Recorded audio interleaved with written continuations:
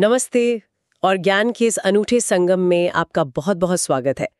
आज हम एक ऐसे विषय की गहराइयों में उतर रहे हैं जो कह सकते हैं सदियों से मानव चिंतन का एक केंद्र बिंदु रहा है, आत्मा की अमरता का रहस्य। और इसे हम समझेंगे श्रीमद् भगवद गीता के नजरिए से। हमारी ये जो पूरी चर्चा है ये आधारित है एक बहुत ही गूढ़ और कहना चाहिए विस्तृत संकलन पर, जिसका नाम है आध्यात्मिक वर्षा। इसे बड़ी निष्ठा और परिश्रम से संकलित और रचित किया है कैप्टन श्याम बहादुर चौहान जी ने। और ये भी बताना जरूरी है कि इस ज्ञान को और स्पष्ट करने के लिए, इसमें और बारीकियां जोड़ने के लिए आधुनिक एआई तकनीक की भी मदद ली गई है। तो हमारा लक्ष्य क्या है? हमारा लक्ष्य है गीता के अध्याय 2 के 25वें श्लोक यानी 2.25 उसके मर्म को समझना और ये देखना कि ये जो हजारों साल पुराना ज्ञान है ये आज हमारे जीवन को कैसे दिशा दे सकता है, कैसे सार्थक बना सकता है। ये जो खास श्लोक है ये आत्मा के उस रूप की बात करता है जो अव्यक्त है, मतलब जिसे हम अपनी इंद्रियों से देख नहीं सकते, पकड़ नहीं सकते, अचिंत्य है, यानी जिसकी पूरी था हमारा मन या बुद्धि नहीं पा सकते।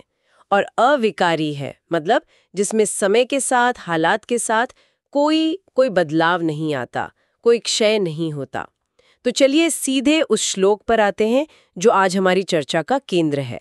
भगवद गीता अध्याय 2 श्लोक 25। अव्यक्तो अयम अचिन्त्यो अयम अविकार्यो अयम उच्यते तस्मात् एवं विदित्वेनम ननु शोचितुमर्हसि। अब हम कोशिश करेंगे कि इस श्लोक का अर्थ और इसके अंदर जो गहरे संदेश छिपे हैं उन्हें एक एक करके समझें। शुरुआत करते हैं इसके मुख्य शब्दों से, उनके सरल अर्थ से। अव्यक्त, इसका मतलब है जो व्यक्त नहीं है, प्रकट नहीं है। अदृश्य, अचिंत्य, यानी जो हमारे चिंतन, हमारी कल्पना की सीमाओं से परे है। अविकार्य, जिसमें किसी भी तरह का विकार, बदलाव या कहिए रूपांतरण मुमकिन नहीं है।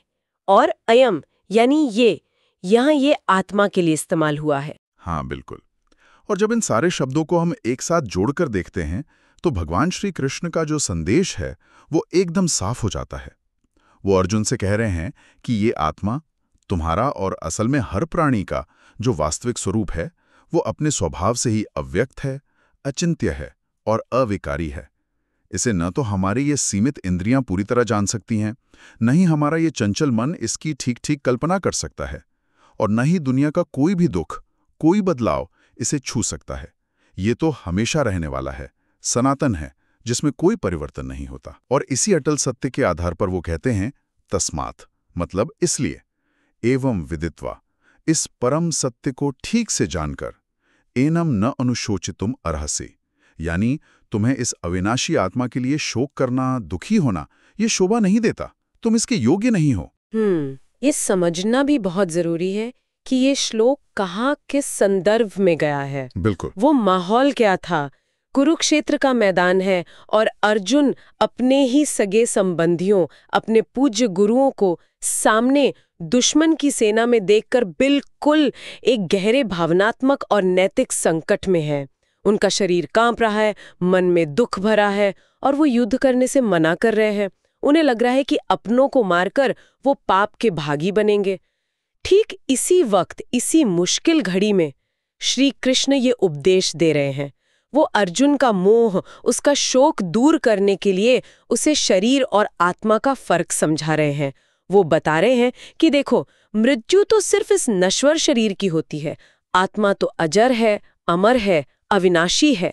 तो फिर शरीरों के नष्ट होने पर दुख करना, ये तो अज्ञान की निशानी है। बिल्कुल सही कहा। और कृष्ण का उद्देश्य सिर्फ अर्जुन को दिलासा देना भर नहीं है, वो उसे उसके भ्रम से बाहर निकालकर उसका जो स्वधर्म है, एक क्षत्रिय का जो कर्तव्य है, उसे निभाने के लिए प्रेरित कर रहे हैं। ये ज्ञान असल में उसे व्यक्तिगत राग, द्वेष, सुख दुख की भावनाओं से ऊपर उठाने के लिए है, ताकि वो निष्काम भाव से, बिना फल की चिंता किए अपना कर्म कर सके। ये एक तरह से अर्जुन को उसकी जो तात्कालिक भावनात्मक उथल पुथल है उससे निकालकर एक ऊंचे सार्वभौमिक सत्य से जोड़ने की कोशिश है। हाँ, तो ये तो हुआ श्लोक का मूल अर्थ और उसका प्रसंग। लेकिन क्या इस श्लोक की व्याख्या हमेशा से ऐसी ही रही है या समय के साथ इसमें और भी परतें जुड़ी हैं? अलग अलग विचारकों ने इसे कैसे देखा है? हाँ, ये बहुत अच्छा सवाल है। और सच तो ये है कि गीता के इस खास श्लोक पर सदियों से, आप कह सकते हैं, अनगिनत आचार्यों, संतों, दार्शनिकों ने बहुत गहरा चिंतन किया है और अपनी अपनी समझ, अपनी अनुभूति के आधार पर इसकी व्याख्याएं दी हैं। यहाँ दिलचस्प बात यह है कि हर व्याख्या अपने तरीके से खास होते हुए भी वो मूल संदेश की ही पुष्टि करती है। जैसे मिसाल के तौर पर अद्वैत वेदांत के जो महान प्रणेता हैं आदि शंकराचार्य, उनको लेते हैं। वो इस श्लोक की व्याख्या करते हुए आत्मा के कूटस्थ नित्य स्वरूप पर बहुत बल देते हैं। कूटस्थ नित्य मतलब आत्मा पूरी तरह से निर्विकार है, उसमें किसी भी तरह की क्रिया, बदलाव या नतीजा संभव ही नहीं है। वो समय, स्थान और वस्तु इन सब से परे है, असीमित है। शंकराचार्य के अनुसार हम जो भी बदलाव, दुख या सुख महसूस करते हैं वो सब प्रकृति के स्तर पर होता है, यानी शरीर, मन, बुद्धि के स्तर पर। आत्मा तो इन सब से बिल्कुल अलग, एक रस, सिर्फ साक्षी है, देखने वाली है। इसलिए आत्मा के लिए शोक का तो सवाल ही नहीं उठता। साक्षी भाव। जी। अब अगर हम स्वामी विवेकानंद के नजरिए से देखें तो वो इस ज्ञान के व्यावहारिक यानी प्रैक्टिकल पहलू पर और जो सशक्त करने वाला पहलू है उस पर ज्यादा जोर देते हैं। विवेकानंद कहते हैं कि आत्मा की अमरता का ये ज्ञान सिर्फ कोई फिलॉसफिकल बात नहीं है, बल्कि ये इंसान के अंदर जो सोई हुई अनंत शक्ति है, जो निर्भयता है, उसे जगाने की चाबी है। जब कोई व्यक्ति गहराई से ये महसूस करने लगता है कि मैं ये 5 भूतों से बना शरीर भर नहीं हूं, बल्कि वो अविनाशी, हर जगह मौजूद आत्मा हूं, तो क्या होता है? तो मौत का डर, फेल होने का डर और जीवन के जो दूसरे सभी डर हैं वो अपने आप ही बेमानी हो जाते हैं। ये ज्ञान उसे इतना आत्मबल, इतना साहस देता है कि वो जीवन की किसी भी चुनौती का सामना करने के लिए तैयार हो जाता है। अच्छा, तो ये डर से मुक्ति की बात हुई। एक और महत्वपूर्ण व्याख्या स्वामी चिन्मयानंद जी की है। वो इस बात पर बहुत जोर देते हैं कि आत्मा अचिंत्य है। अचिंत्य मतलब ये सिर्फ दिमागी चर्चा या तर्क वितर्क का विषय नहीं है। इसे सिर्फ शब्दों या विचारों से नहीं पकड़ा जा सकता। ये तो अनुभव का विषय है, प्रत्यक्ष अनुभव का। स्वामी चिन्मयानंद के अनुसार जब साधक ध्यान, मनन और निधिध्यासन यानी गहरा चिंतन, इनके जरिए अपने मन की चंचलता को शांत करता है और अपने अंदर झांकता है, तब उसे अपने इस असली आत्मस्वरूप की झलक मिलती है। और जिस पल ये अनुभूति होती है, उसी पल सारे शक, सारे डर, सारे दुख अपने आप गायब हो जाते हैं, जैसे सूरज उगने पर अंधेरा गायब हो जाता है। ये वाकई कमाल है कि कैसे अलग अलग आचार्य अपनी शैली और अनुभव के हिसाब से एक ही सच को अलग अलग तरीके से रोशन कर रहे हैं। शंकराचार्य जहां आत्मा की परम निरपेक्ष सत्ता पर जोर दे रहे हैं, हाँ, पारमार्थिक सत्ता, वहीं विवेकानंद उसी सत्ता से पैदा होने वाली व्यवहारिक शक्ति और निर्भयता को दिखा रहे हैं। जी। और स्वामी चिन्मयानंद उस सत्ता की सीधी अनुभूति के रास्ते की तरफ इशारा कर रहे हैं। तो ऐसा लगता है कि ये ज्ञान सिर्फ बुद्धि में रखने वाला नहीं, बल्कि जीवन में उतारने और अनुभव करने वाला है। निश्चित रूप से ये सिर्फ कोई बौद्धिक अवधारणा या कॉन्सेप्ट नहीं है, ये एक परिवर्तनकारी सत्य है। जब तक ये सिर्फ शब्दों या विचारों तक रहता है ना, इसका असर भी लिमिटेड रहता है। लेकिन जब ये समझ गहरी होती है, हमारे बोध का हिस्सा बनने लगती है, तब ये हमारे जीने के पूरे ढंग को, हमारे नजरिए को बदल सकती है। तो अब आते हैं सबसे अहम सवाल पर। ये जो हजारों साल पुराना ज्ञान है, जो एक खास ऐतिहासिक संदर्भ में युद्ध के मैदान में अर्जुन को दिया गया था, वो आज के इस मॉडर्न युग में, जहां जिंदगी की चुनौतियां, तनाव, अनिश्चितताएं बिल्कुल अलग तरह की हैं, हमारे लिए कितना प्रासंगिक है? आज का इंसान जो शायद कुरुक्षेत्र जैसे युद्ध के मैदान में नहीं है, लेकिन हाँ, दफ्तर की पॉलिटिक्स, सामाजिक दबाव, आर्थिक असुरक्षा और अपने अस्तित्व से जुड़े सवालों की कश्मकश में जी रहा है, उसके लिए श्लोक का क्या संदेश है? तो इसका हमारे लिए क्या मतलब है? हाँ, ये सवाल बहुत ही सामयिक है और इसका जवाब है कि ये ज्ञान आज शायद पहले से भी कहीं ज्यादा जरूरी है, ज्यादा प्रासंगिक है। देखिए, बाहरी हालात बदल गए हैं, पर इंसान की जो अंदरूनी चुनौतियां हैं, डर, असुरक्षा, मोह, दुख, जीवन के अर्थ की तलाश, ये तो आज भी वैसे ही हैं, शायद और ज्यादा उलझी हुई शक्ल में। हमारा स्रोत संकलन आध्यात्मिक वर्षा इस पर काफी विस्तार से रोशनी डालता है। आधुनिक जीवन में इसके फायदे कई स्तरों पर देखे जा सकते हैं। सबसे पहले तो मानसिक और भावनात्मक स्तर पर आज हम जिस स्ट्रेस, तनाव, चिंता, डिप्रेशन की एक तरह की महामारी देख रहे हैं, उसके मूल में कहीं ना कहीं अपनी पहचान को क्षणभंगुर चीजों से जोड़ना है, जैसे शरीर, पद, पैसा, दूसरों की राय। बिल्कुल। आत्मा की अमरता का ज्ञान हमें सिखाता है कि हमारा जो असली मैं है वो इन सब से परे है, सुरक्षित है, उसे कोई आंच नहीं आ सकती। जब ये एहसास गहरा होता है तो बाहरी असफलताएं, नुकसान या आलोचनाएं, इनका असर बहुत कम हो जाता है। मौत का डर, जो कहते हैं सभी डरों का मूल है, वो भी अपनी पकड़ खोने लगता है। ये हमें एक अंदरूनी स्थिरता और शांति देता है जो बाहरी हालात पर निर्भर नहीं करती। बिल्कुल। और ये सिर्फ नेगेटिव भावनाओं से छुटकारा ही नहीं दिलाता, बल्कि एक पॉजिटिव गुणों को भी बढ़ाता है। जब हमें ये एहसास होता है कि हमारा असली स्वरूप तो अविनाशी है, तो हम जिंदगी को ज्यादा हिम्मत से, ज्यादा खुलेपन से और ज्यादा क्रिएटिविटी के साथ जी सकते हैं। हम जोखिम लेने से, नई चीजें आजमाने से कम डरते हैं, क्योंकि हमें पता होता है कि आखिरी नतीजा चाहे कुछ भी हो, हमारा जो मूल अस्तित्व है वो तो अप्रभावित रहेगा। और अगर हम इसे बड़ी तस्वीर से जोड़ें तो ये समझ हमें वो जो भौतिकता की अंधी दौड़ है ना, उससे बाहर निकलने में मदद करती है। जब पता चलता है कि असली खजाना तो हमारे अंदर ही है, तो फिर बाहरी चीजों को इकट्ठा करने की जो बेचैनी है वो कम हो जाती है। सामाजिक स्तर पर भी इसके गहरे असर हो सकते हैं ना? हाँ, बिल्कुल। जब व्यक्ति अपनी पहचान सिर्फ अपने छोटे से मैं से हटाकर उस सब में फैली हुई आत्मा से जोड़ने लगता है, तो मैं और मेरा का भाव कमजोर पड़ जाता है। इससे सहानुभूति, करुणा, सेवा की भावना अपने आप पैदा होती हैं। वो दूसरों को सिर्फ अलग अलग शरीर नहीं देखता, बल्कि उसी एक आत्मा की अलग अलग अभिव्यक्तियों के रूप में देखने लगता है।